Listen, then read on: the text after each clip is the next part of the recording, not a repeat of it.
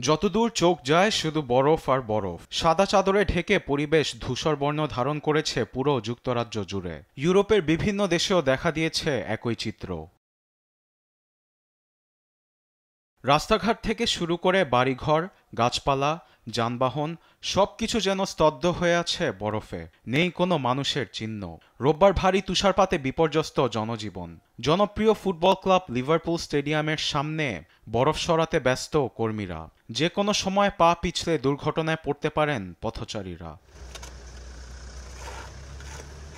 তবে লিভারপুলের পাশাপাশি লন্ডন, বার্মিংহাম, ব্রিস্টল, কার্ডিফ ও ওয়েলস জুড়ে ভারী তুষারপাত দেখা দিয়েছে বলে জানিয়েছে যুক্তরাষ্ট্রের একাধিক প্রভাবশালী গণমাধ্যম। ব্যাহত হচ্ছে বিদ্যুৎ সরবরাহ। ব্রিস্টল ও কার্ডিফে মাত্রাতিরিক্ত তুষারপাতের কারণে অনেক জায়গায় বিদ্যুৎ চলে গিয়েছে বলে অভিযোগ স্থানীয় বাসিন্দাদের। বরফ যে শুধু বাড়িঘর রাস্তাঘাটে জমে আছে তা নয়, ম্যানচেস্টারের বিমানবন্দরের রানওয়েতেও ঠিক একই চিত্র। বুলডোজারে করে বরফ সরাচ্ছে কর্মীরা। প্লেনগুলোর ওপর জমে আছে শক্ত বরফের চাকা। বন্ধ করা হয়েছে ফ্লাইট। লিভারপুলে ভারী তুষারপাত অব্যাহত থাকায় পুরা বিমানবন্দর যেন সফেদ চাদরে ঢাকা।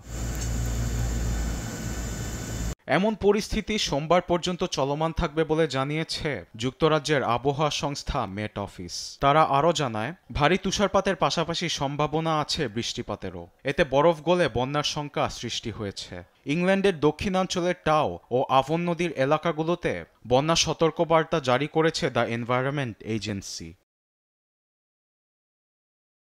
এদিকে ভারী তুষারপাতের কারণে ভোগান্তিতে ইউরোপের বিভিন্ন দেশের মানুষ। আয়ারল্যান্ডের দক্ষিণাঞ্চলগুলোতে বন্ধ হয়ে গেছে দোকানপাট। রাস্তায়ও নেই কোনো মানুষ। ক্ষেত খামারে বরফ জমে একাকার। অন্যদিকে জার্মানির ফ্রাঙ্কফুর্ট ও মিউনিক সহ নানা শহরে শীতকালীন তুষারঝড়ের কারণে বন্ধ রয়েছে একাধিক ফ্লাইট।